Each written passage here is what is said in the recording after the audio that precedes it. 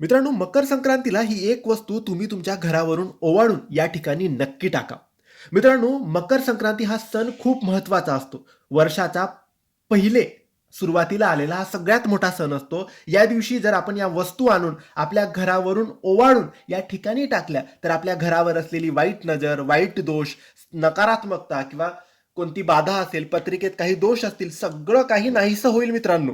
जर तुमच्या घरात कटकटी असतील, वादविवाद असतील, नोकरीत प्रगती नसेल, व्यवसाय चालत नसेल किंवा सतत आरोग्य खराब राहत असेल, पैसा टिकत नसेल, तर तुम्ही घरावरून ही वस्तू ओवाळून 3 वस्तू आहेत मित्रांनो. या तिघी वस्तू ओवाळून तुम्हाला या ठिकाणी ठेवून द्यायच्या आहे, टाकून द्यायच्या आहे. बघा, लगेच तुम्हाला फरक जाणवेल.